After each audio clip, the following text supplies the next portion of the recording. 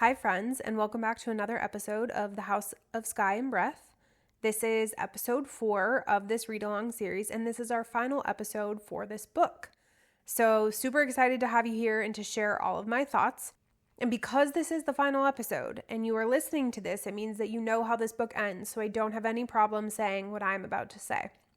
Before we dive into the actual chapters of this read-along episode, I want to just share this update of where I am in general, which is that I'm having a little bit of a hard time picking up this third book. And I think it is mostly just because I'm a little bit anxious about the interaction that Bryce is going to have with the ACOTAR characters. I know that I have left myself on a large cliffhanger with the end of book 2, and I know that this third book pretty much dives right in. It picks up right where we left off. I've read, I think, even the first chapter maybe, but I say it hesitantly because I honestly think it's been like a week and a half since I first started that first chapter, and then I just kind of let it sit there. Part of that is because I've had some other stuff going on, so I've been trying to prioritize some other recordings and getting episodes edited. But I'm at a point now where I need to read, so I have recordings that I can edit and continue with my schedule of posting and all that jazz. But I'm just a little bit anxious about it. And I'm smiling as I say that, if you can hear it in my voice, because I'm so excited to see what happens with these characters. And I am very interested in what this crossover is. But at the same time, I think I'm just nervous about what's going to happen and where things are going to go. But also, among all of that, I just know that, again, we're diving right back into this story. And I need to be in the right headspace for that. So the last thing that I'll say about it is, while I have episodes that are going to be posted over the next couple of days, I'm getting ready to travel. And so I'm worried that if I don't really commit to reading a good chunk and recording before I go, that I'm going to end up being in the middle of reading a chunk of chapters and not get my thoughts out, and then travel and then come back and have to reacquaint myself with where I was to then read more and to record. And I know that you might say, well, then yeah, just commit to reading and recording. But the thing is especially as you get ready for travel, I'm only a couple days away from leaving. So much last minute stuff happens. I am still working a full-time job. I'm trying to get things ready in the evenings and just make sure all my ducks are in a row. And I just don't know that I can. So if I commit to starting to read, I could potentially put myself in a weird spot. But I am heavily going to consider just banging out some chapters so I can, again, get all of my thoughts done. But either way, I'm not going to be bringing this book with me. So even if I do my due diligence and I read a lot and I record, I'm still going to have to put it on pause for almost a week before I'm able to come back and pick it up again. So this is just such first world problems, and it's so silly to share. But as always, I want to share some of these tidbits of what's happening in the background and the things that are going good or the things that I'm struggling with. And this is just one of those weird times where even if you have a solid backlog of content for episodes to still get posted during times when you're going to travel or be out of pocket, you also still have to make the content, which is to read and record. And of course, that's my favorite part, but I want to be mindful of how I do that. And there is a part of me that almost wants to wait until I get back, because I know I'm just going to have a session where I sit down and crush this third book, but I don't know. We shall see. All that to say, I'm really excited to dive into this episode and share all of my thoughts with you about House of Sky and Breath. There's just so many storylines to wrap up, so many thoughts, so many theories. So definitely was a heck of a ride to finish this book, and I can't wait to share those thoughts with you. So in today's episode, we're going to be talking about chapters 51 all the way through the end of the book, which is through chapter 78, and then there's an epilogue at the end. When I tell you that my mind is absolutely reeling from these last chapters, it is an understatement. I can't even tell you how all over the place my thoughts are. As always, I want to talk about every character separately to the extent that it makes sense, because I think that doing it by their individual stories makes a lot of sense. But it's hard to even know where to start, and I'm smiling and laughing about it because I'm just so blown away by how much went down. What I will say is that I do feel to a degree, at least one thing is solved by the end of this book. I had said in past episodes that I felt like because of how much content was left to read, that maybe one thing would be solved, but not the other. So we have like the Ophion and the rebels, and then we have the taking down of the Asteri. And I felt like one of them might be kind of tackled, but definitely not both, because there's too much that had to happen. In this case, a majority of the situation with the Ophion rebels, from my perspective, is kind of handled. I don't know how or if they will show up in the third book, if it will be an allyship against the Asteri, or if we're just kind of like done with them for all intents and purposes, but I do doubt that a little bit. But I think that just the storyline of them being in pursuit of Bryce and Hunt and the whole crew for the sake of wanting to get back at them, that is complete with the story that we are in now. And so we are set up in the third book to really go to town with the Asteri. The other thing I want to quickly comment on before I get into the characters is that I've also said in past episodes, I keep referring to this as a trilogy, and it's because there are 3 Crescent City books. I am aware that there is likely more that is going to come, and so I'm very interested in what will be left open at the end of this story, at the end of book 3, for any more to come from this world and these characters of Crescent City, because I could see them tackling their battle with the Asteri, and then kind of like in Throne of Glass, like, yeah, many things could happen as they go on and live their lives, but like the bulk of what we have been along the ride for with them and these big trials and tribulations at this point would be done. And so you could just be done with the series. But I'm interested to see how that goes, and I'll talk more about that as I make my way through book 3. Now, I think I'm going to start this debrief with Therian. I don't know how I feel about the direction that his character is going in. I had mentioned that I thought that he could just go and be with the Queen of the Sea, and he had even mentioned that in some of his inner monologue in this last section of the book that I had read. So I was hopeful for him that he would go and like find safe haven with them. But that is not at all what happened. And to know that he said, like, to know that he went to the Viper Queen mostly because she was close out of proximity, that kind of breaks my heart. Like, obviously he had to weigh his options, and she was the only option that was there to protect him. But I don't look forward to seeing him in this state where he's going to have to be fighting and like earn his keep with her. But I'm also really glad that things wrapped up the way that they did with the River Queen, because what I didn't see coming was that the River Queen's daughter would just approach him and be like, I know that you don't want to be with me. She's been played up as kind of this dim character, and I knew that he was going to have to break it off, but I thought that maybe he just wouldn't go back, and that's why she would be mad and all this stuff. But they actually have a semi-civil conversation. Granted, she's really upset by the whole thing because I just think is so immature as a character, but she just is like, I know that this isn't happening. When she goes back down into the water, that's when like the River Queen is coming after him, and he goes for the Viper Queen. And again, I understand why, and it's just out of proximity because he was in the heat of the chase, and you know, he knew that if he went back under the water in the river that the Queen would never let him come back up. But I just wish that that wasn't the route that he took, or the only option that he was afforded. Where we leave off in this book with Therian, though, is that he's racing to get back to water so he can have his like dip in the water and not lose his scales and like his mermanness. And then he would go back to the Viper Queen because he just fleed, right? Which is fine. I have a feeling that he may not make it, because he says for the first time in this book, like he mentions needing to get back to water many times before, right? It's just a big part of what he always has to consider when he's on land.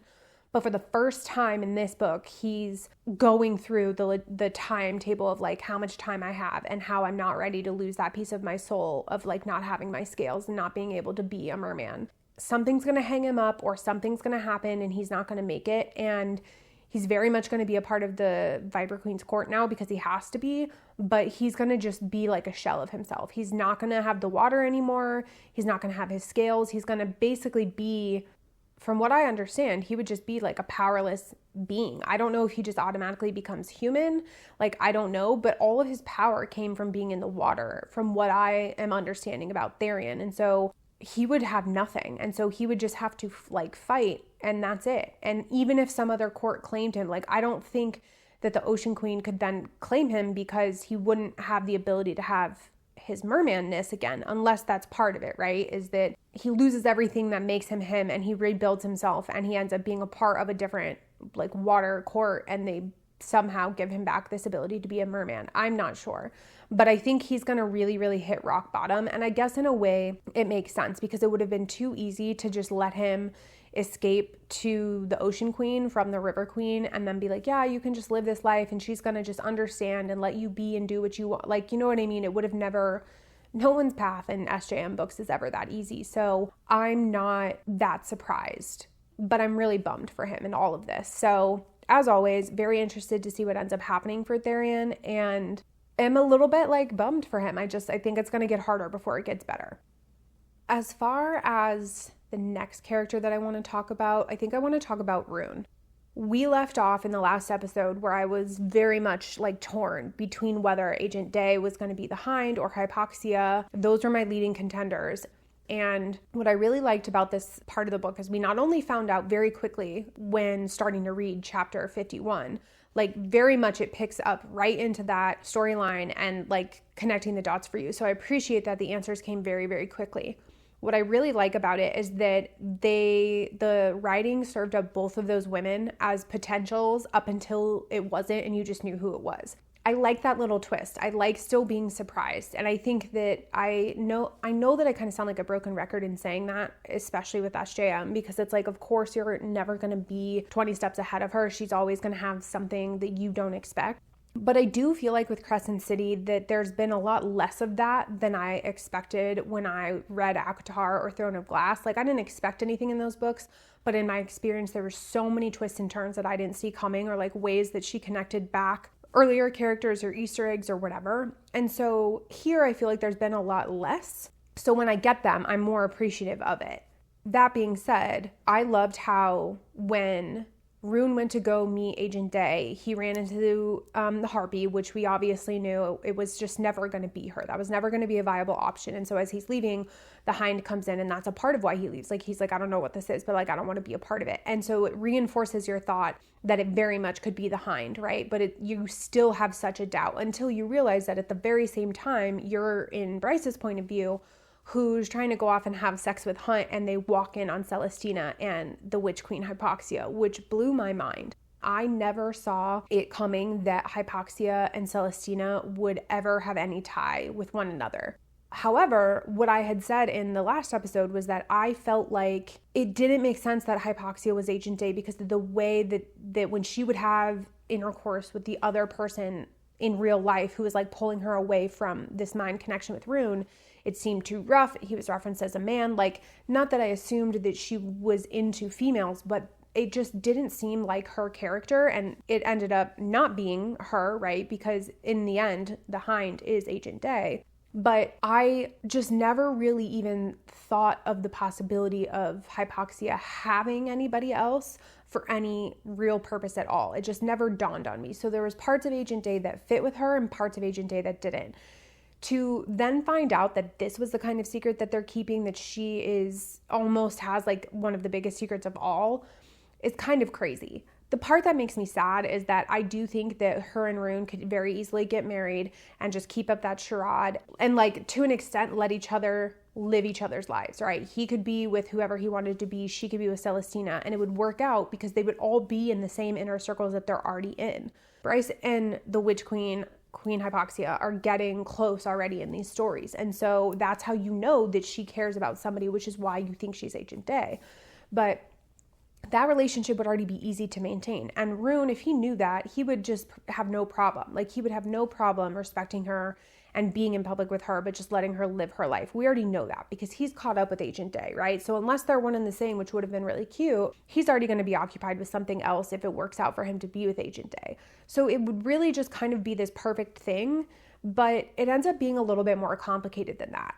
The part that I struggle with, and again, as I'm talking about all these characters, I'm not necessarily going in chronological order of what I read. I want to talk about kind of each of the characters' storylines, which is the easier approach for me. So I'm going to jump ahead, which is to say that when you find out that Celestina had been communicating with Regulus to let him know that like Hunt wasn't doing certain things, or like she had hunches about certain things, it really does feel like a betrayal in that moment.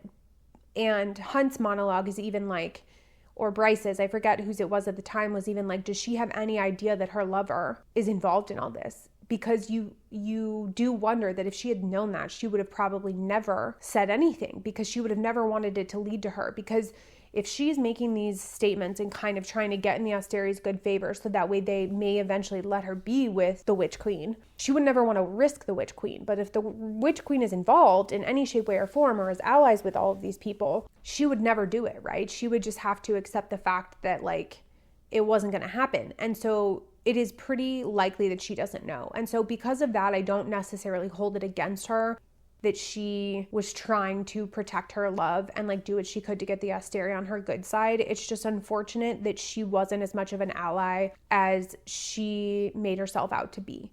It would have been a little bit of like too good to be true, but it's really such a bummer. Do I think though that because of the connection that Hypoxia has with Bryce and with the others, that Celestina will eventually come around and that they would let her? Yeah, I do. I think that they're all going to still be allies against the Asteri, but it's a bummer that she wasn't as much of an ally and was really working with them. But I do fully understand why she was. We don't really see that much more of Hypoxia after that. After we know that they're lovers, like, yes, she tries to help Ethan to see Connor, and we know that that goes south, and she never actually really got through to him.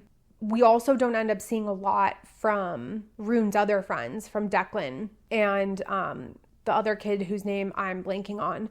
They kind of just stay in the background, and they continue to just be supporting characters and to be there and to help them. And we know that they're going to continue to be allies, but they don't really come up again. And neither does Juniper or Fury. Like, Fury does a little bit when it comes down to, you know, making sure that Emil got off safely to Bryce's family. But she's not really around. So you know that she's probably going to come back with hell to pay in book 3 when it really comes, like when push really comes to shove to deal with the Asteri. But those characters really kind of play a background. I guess the other thing that I want to say in regard to the Rune and the Hind situation is I was pretty surprised how when Rune knew that Agent Day was in trouble after they didn't meet up and they had their like mental link in the bridge, how willing he was to thrust himself into extreme mortal danger to go and save her.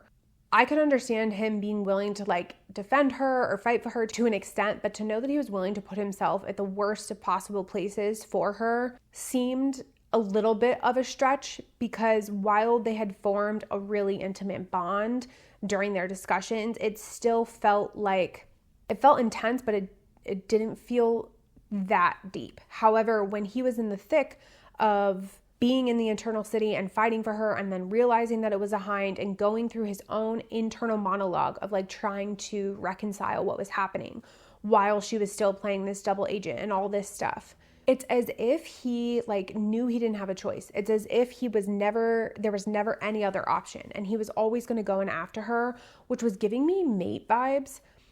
Like, they to each other haven't said how much they really like love each other. They haven't used that word as far as I remember. So it just felt way more intense than I think I was kind of expecting it to be, while at the same time it to an extent makes sense. I just think that the situation that has brought them together is going to make for a very, very intense relationship in book 3 if they make it back to each other and make it out of all of this alive. And I am intrigued to see how that comes to life. I'm intrigued to see how the Hind develops as a character. The other thing I want to say is that some part of me along the way forgot that the Hind and that the Witch Queen are sisters. You come to realize that one of their parents are shared and one of their parents are not. They have different dads. And so the Witch Queen has her witch powers from her mom, but Lydia, the Hind, didn't, and she had other powers from her dad. And so she went to go live with her dad because of that. Like, the Witch Queen's mom didn't want to have anything to do with her, from what I understand, or just knew she couldn't raise her because she's not a shifter. I'm interested to see how different they really are if they start to interact with each other, if they end up really being on the same side in all of this, right? And being allies of Bryce and the group. And I'm interested to see how that relationship moves forward as well. The Hind is going to have an interesting relationship with every single character for a lot of different reasons, some of them shared reasons, but I'm interested to see what comes of that. I will say that I am glad that when they were in the Eternal City, that even though she started to help them, that like she was able to put the mask back up and to like pretend to still be a double agent. I thought that after everything went down, that when Bryce got through the portal, that Hunt and them, like she was going to be in cuffs with them. And I think that somebody in the tussle of things realized that they weren't going to fully make it out right then and there, and that they weren't going to all get away, and that she needed to still be under. And so I'm glad that that is the way that it is, because Baxian outed himself, and so they now know that he's a traitor. He's a rebel. So we have somebody on the inside, but we have another person on the outside, which is a bummer. The beautiful news, though, is that the Harpy is dead, which is great. Pollux is not, which sucks. I would have loved for him to have already died, but that hasn't happened yet. So that's a real bummer. And I think Mordok is still alive, which I would have loved for him to die too. So we have some wins, but we also have a lot of losses that have happened. I kind of tangented there with Rune and the Hind because she obviously ties back into a lot of, things that touch all of these other characters. So let's backtrack for a second to Ethan. What I appreciate about what's happening with Ethan is that his story about going and wanting to save the wolf mystic, and that that I hypothesize about her being a part of his pack, there's another layer to that. And this kind of goes back to what I was saying about not necessarily seeing every angle that SJM has, which I really appreciate. The fact that we find out that she is a Fender and that Sabine had a brother and this is likely his child, and that the Prime had this suspicion because this wolf is an alpha. And so apparently that can only kind of come down in certain ways. And he had wondered, and she happened to be where Ethan had found her.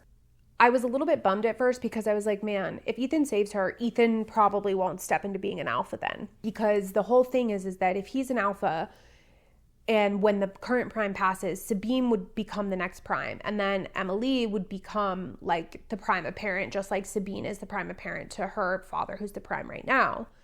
So they have to still operate under this hierarchy, except if there was another Fender to overthrow that and to become the Prime parent where Sabine wouldn't, and to overrule her, which would change the tides of the politics with the wolves.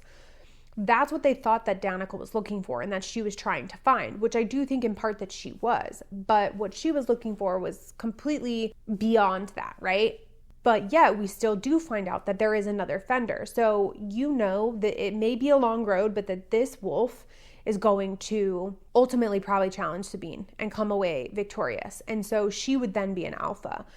And that bummed me out because I felt like it gave Ethan purpose to potentially pursue being an alpha, like the Prime had said that he would honor.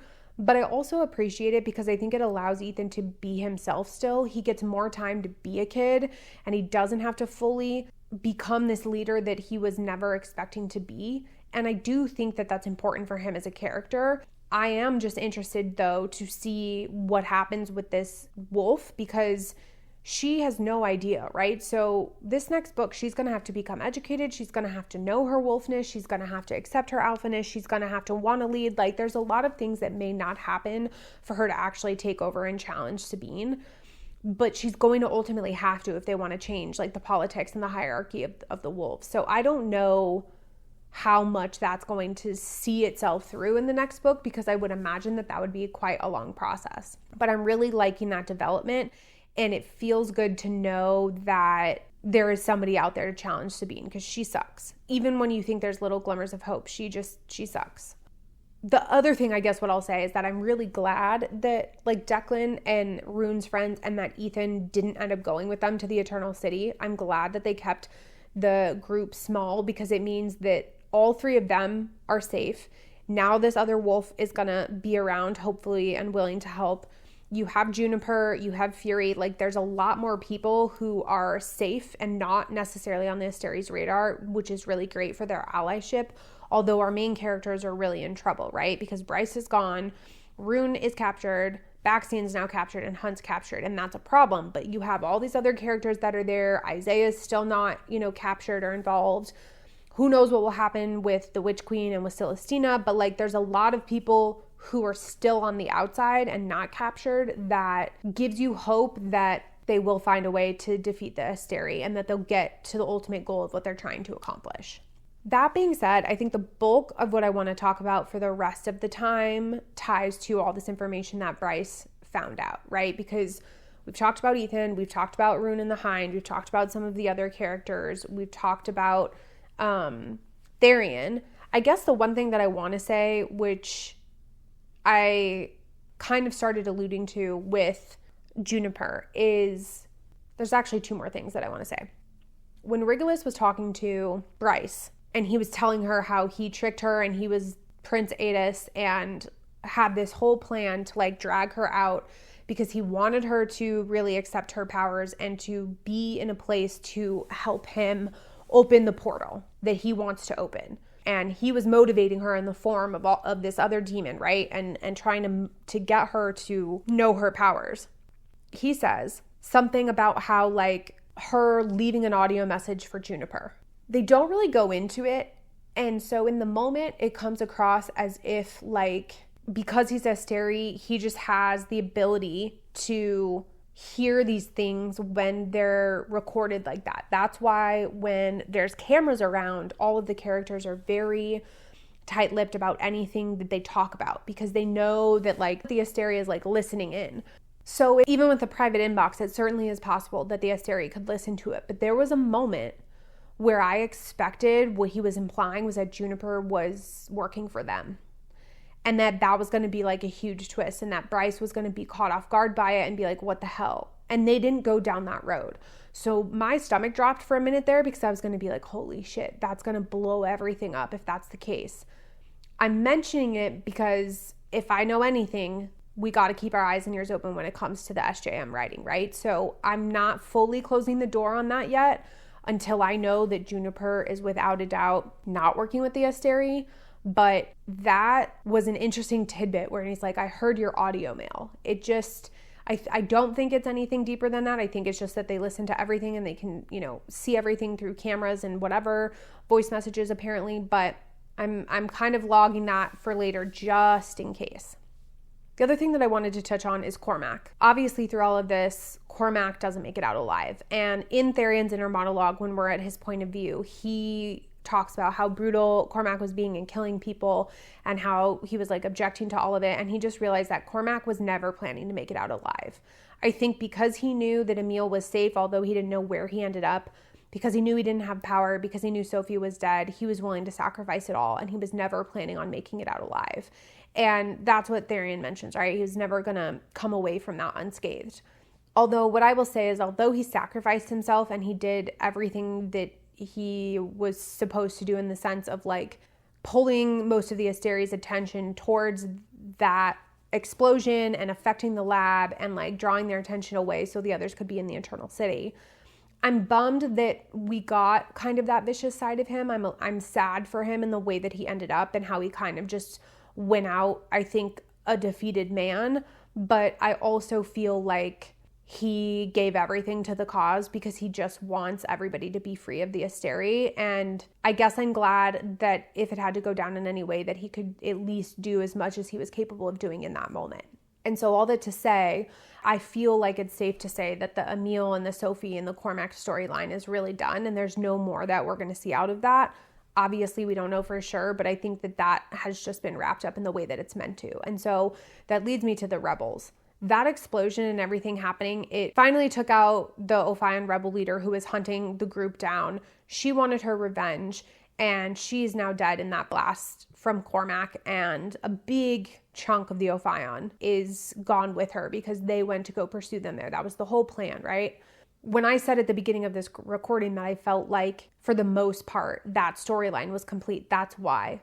I think that because of that, they would have lost so many who were a part of their cause, and anyone who's left may be open enough to support Bryce and them as they continue on trying to fight the Asteri.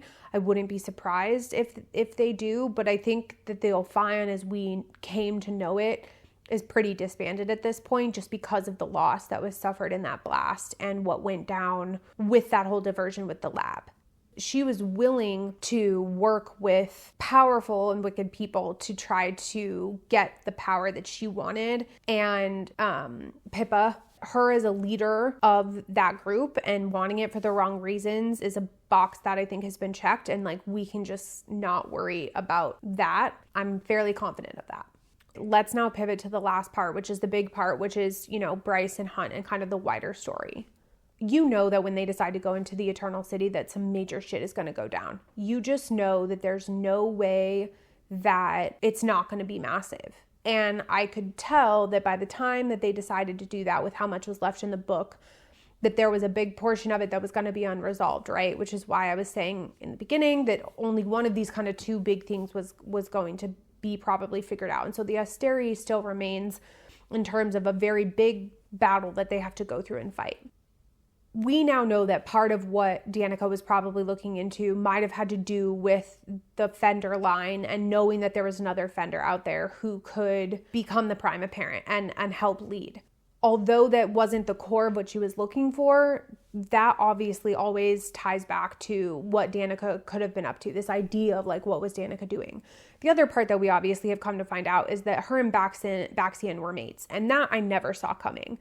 It sucks that there continues to be these things that Bryce is like, why did I never know? And yet when he's talking to her about it and he's like, it was only 2 years. I only got 2 years with her. And Bryce starts to go through her inner monologue of like, well, she hadn't been dating for 2 years. Like, we would go out and party still, but she wasn't like sleeping around and whatever. Why couldn't she have told me? But yet he was like, well, we couldn't even believe it. Like, there was just no way that that was possible, because everything that Baxian was, how evil he was and how awful he was, even the Hunt was like, that's what changed you. And he's like, yeah, everything changed when I found out she was my mate. So it would have just been such a hard pill to swallow for everyone in their lives, that it's unfortunate that her friends and those closest to her couldn't know that that was the case and that they were mated together. It would have obviously changed so much.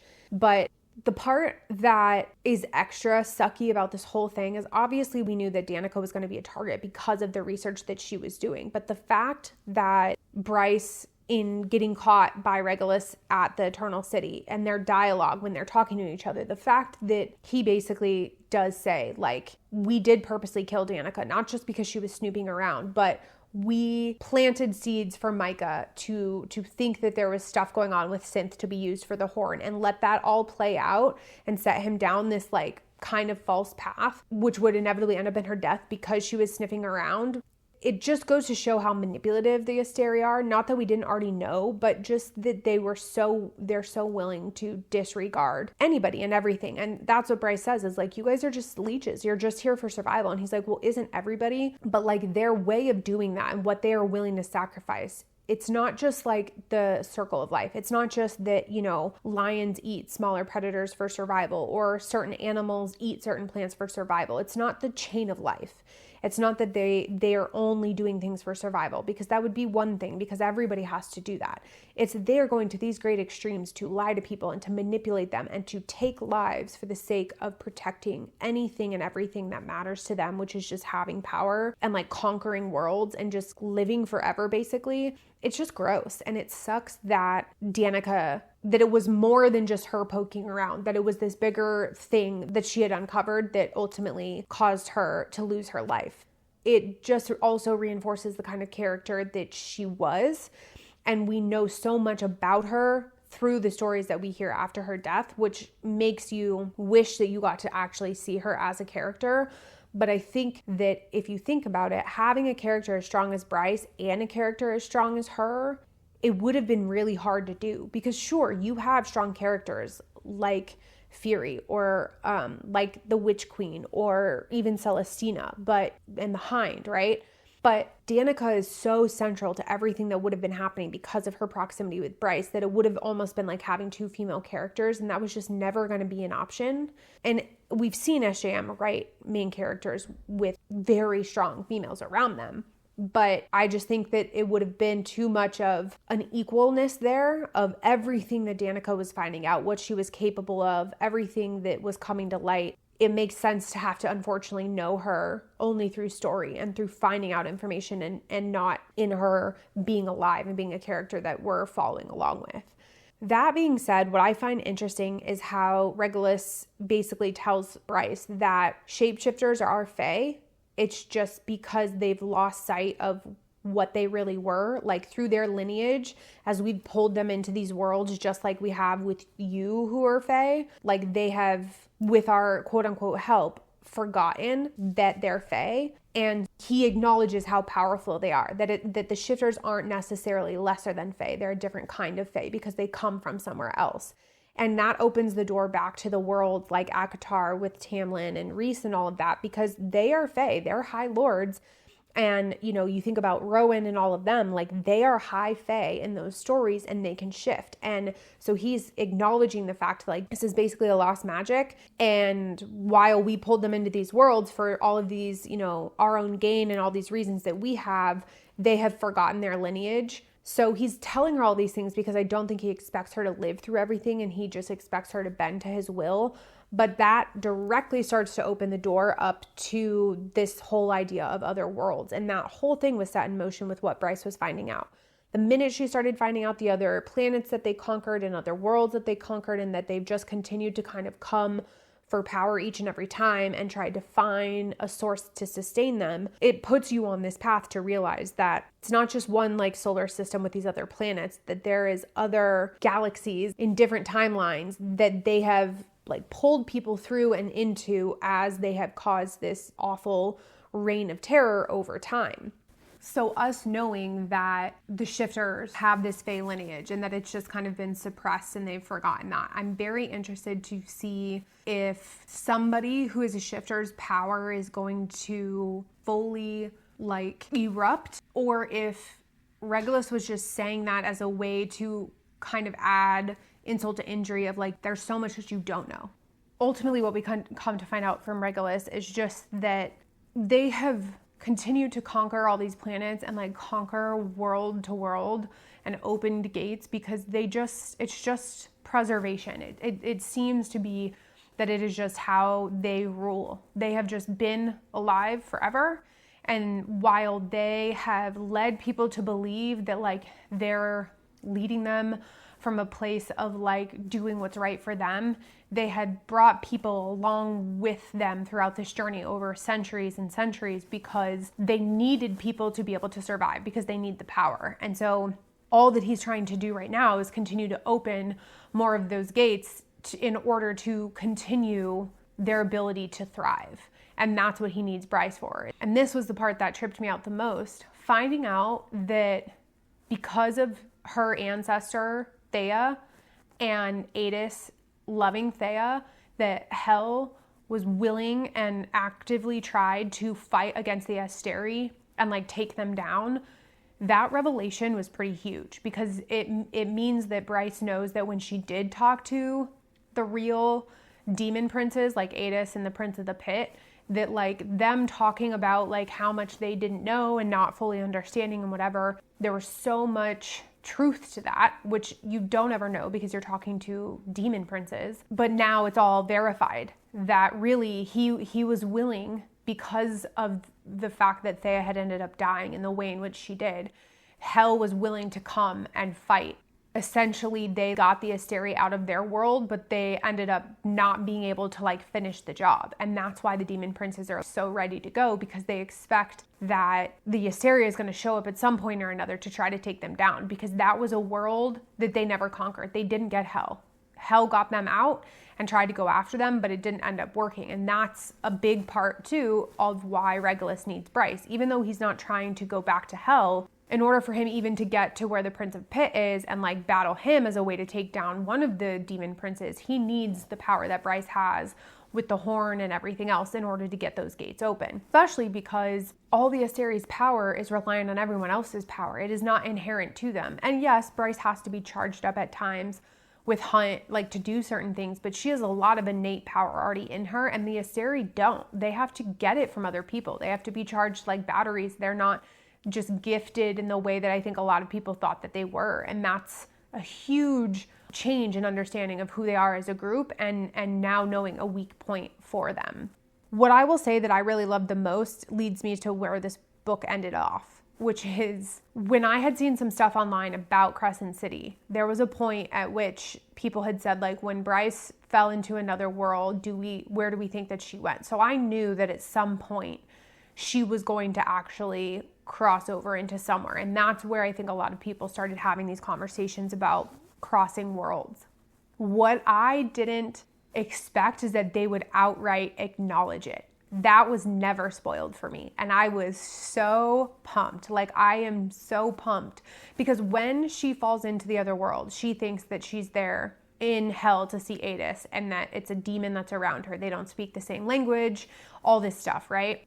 As they're describing the characters who have found her and who she's interacting with, I'm like, oh shit, that could be Cassian. Oh shit, that could be Azriel. Oh shit, that could be Amryn. Like, I'm talking to myself as I'm reading these things of them describing these characters, because I thought that it was just always and forever going to be implied until you actually see that it says like, hello, Bryce Quinlan. And it says like, says Rhysand.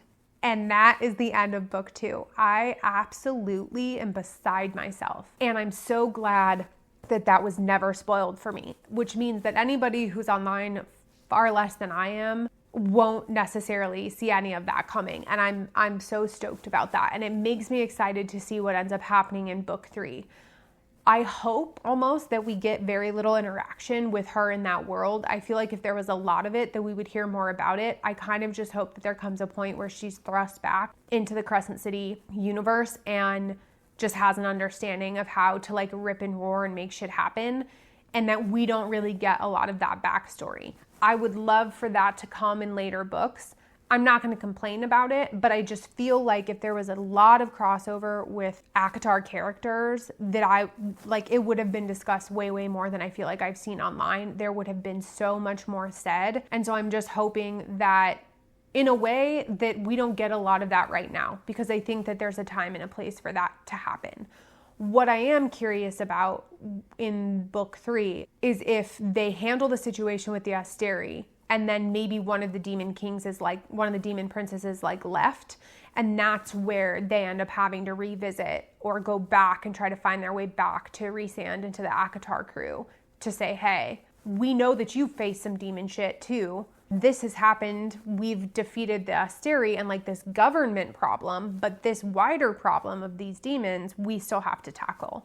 I don't know. I'm just hypothesizing, right? But it was weird to see mention of ACOTAR characters, even in the briefest way. It was weird to know that Bryce couldn't understand what they were saying. And they've said like, the language that you're speaking hasn't been spoken here for thousands of years. And Bryce is like, did I jump in time? So it makes me want to go find videos where they talk about when the timelines of these are, because I have thought that Crescent City was in a more current time than ACOTAR, and that's still certainly because of like technology and all that kind of stuff, and that still certainly could be the case, but also she may have reached for this really old language that is old to her and super old to ACOTAR characters, because she doesn't know what language they're speaking. So maybe what language they speak is how many times removed, and she never learned it because the Asteri hid all of this truth, and then they obviously have no idea about her language because they technically came before her.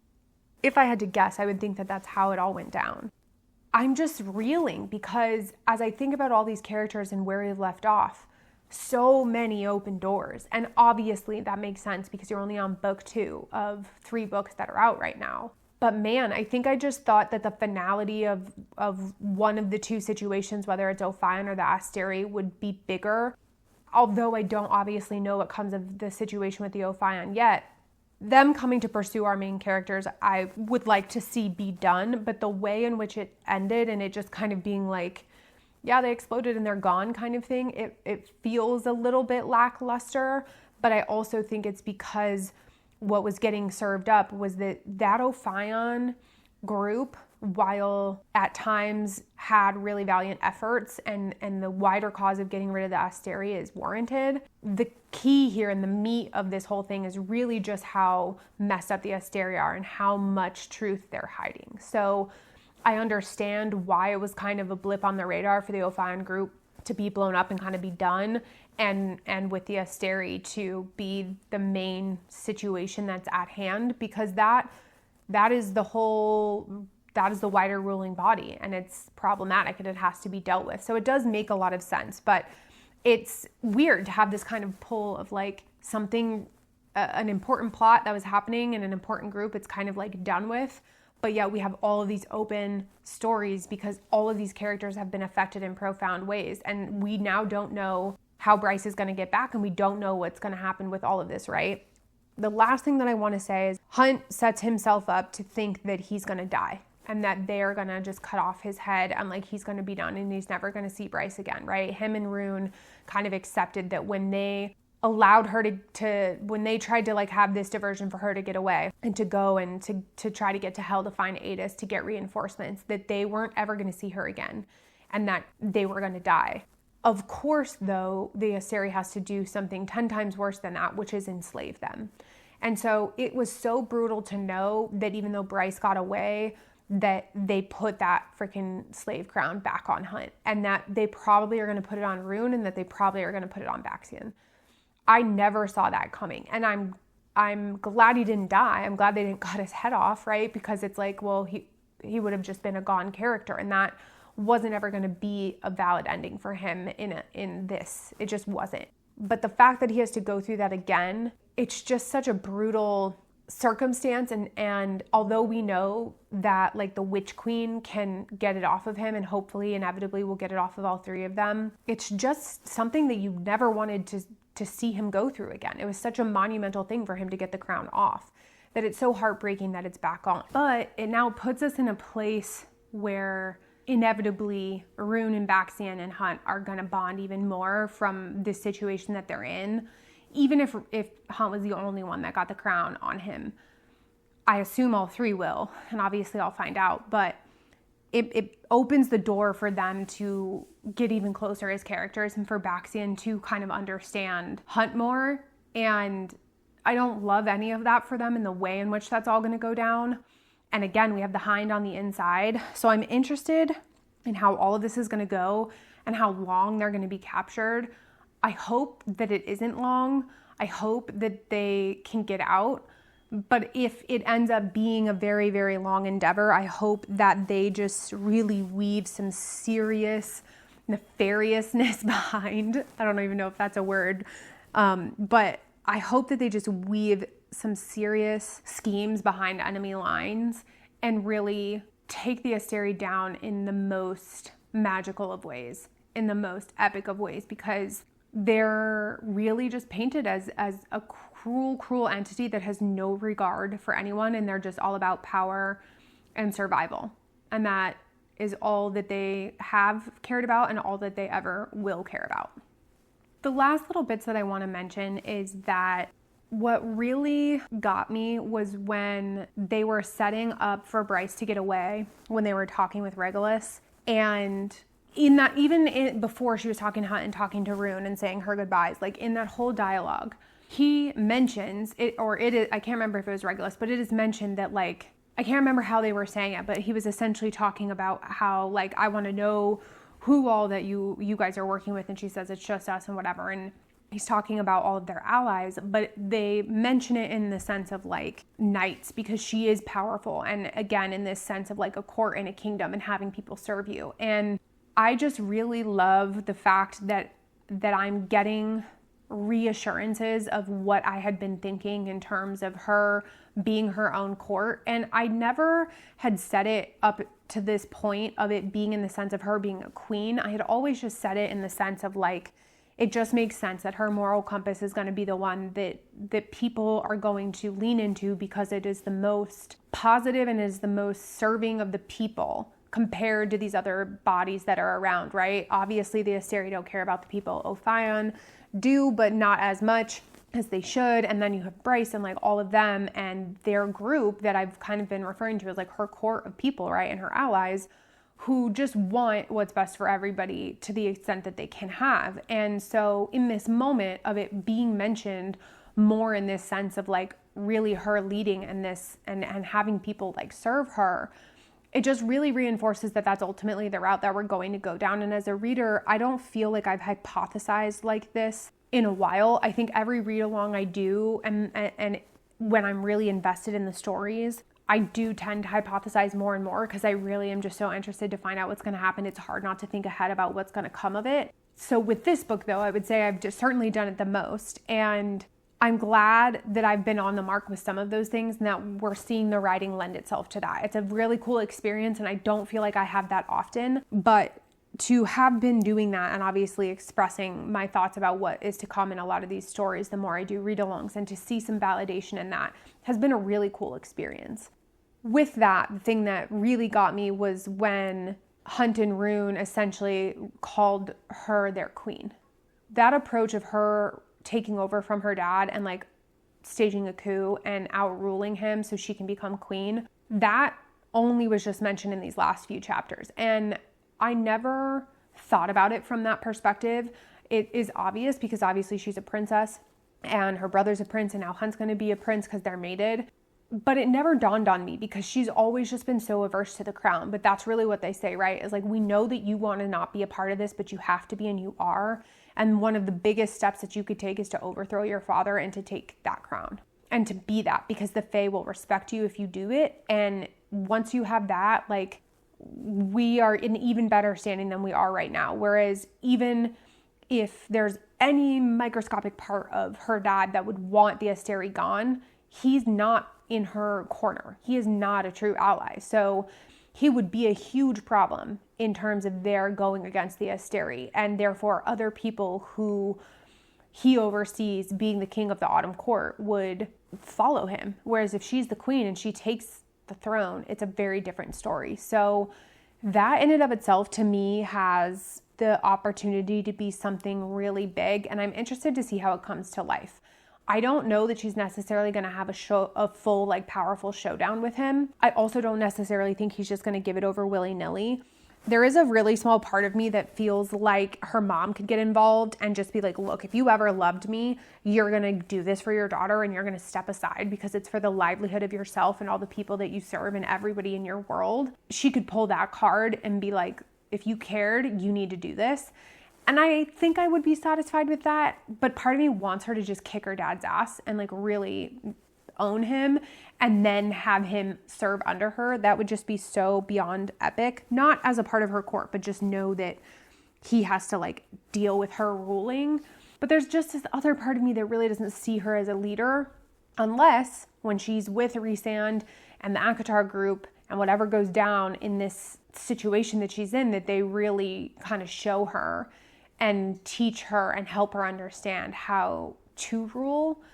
I don't know. So there's just so much that could happen and so much that could come. And I just really like seeing Rhysand's name in this book was just something I never expected. I thought it would just be really, really heavy alluding to them and that would be it. But to see it in writing was just a feeling that I have a lot of mixed feelings about, but I think especially coming off of the heels of knowing that SJM is writing more books for ACOTAR specifically, it just makes me really excited. And so I really do think that I'm reading this all at the perfect time. So all of that to say, this wraps up the second book, and the next read-along series is going to be the third book of Crescent City. So stay tuned for those episodes. As always, I appreciate you guys following along and doing these read-alongs with me. I want to hear all of your thoughts. There's just so much that has happened in this book that I want to know where you're at and how you're feeling about the characters and what your thoughts are and what you want to see happen. Just share it all. So please, do that over on YouTube. Continue to follow along socials for episodes that are to come. And I'm just so excited to see what's going to happen next. So we're just going to keep charging forward and dive right into book 3. So thank you all again, friends. Happy to have you here. And until next time.